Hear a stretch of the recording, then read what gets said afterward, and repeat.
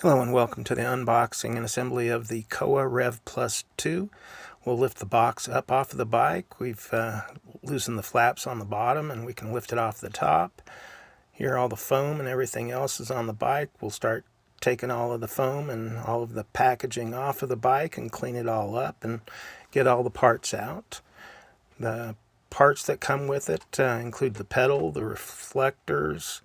We've got a ringer bell, pedals, and a charger. We'll start by unloosening the front clamp for the steering wheel and place it in place and retighten the clamp on the, and we'll undo the back of the display and slip it over the handlebar and then retighten the bolts for the display. Take the front tire, take the nut and the washer off of the bike. Before we put the front wheel on, we need to take off the separator for the disc brakes and the separator for the front forks. We'll turn the front handlebar around. It comes backwards from the factory. So we'll unloosen the bolts and then retighten those bolts in place.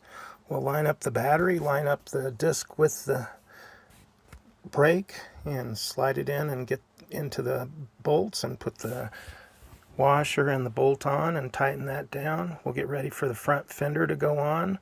Here goes the supports that keep the fender up, and we'll put the bolts in through there and tighten them through. And next we have a bolt that holds the fender as well as the front headlight. So we'll stick the headlight on right here and feed the fender tab underneath and bolt that back together. Put on the pedals. The right pedal will go clockwise, and we'll adjust the seat height and clamp it together. Put on the ringer bell on the right handlebar. And use a Phillips screwdriver. Put on a deflector. Next we'll start to charge the bike.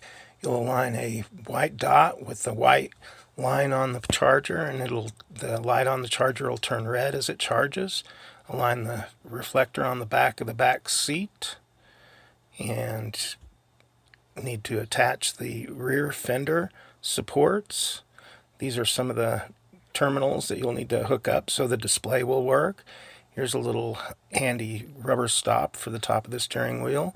This shows you some of the connections that you're making. Be sure to separate your keys so you don't run without keys. Turn on the lights. If you press and hold the plus button, you'll see that the front headlight will turn on.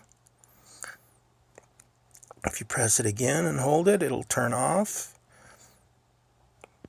Press the pedals and see if the back brake works.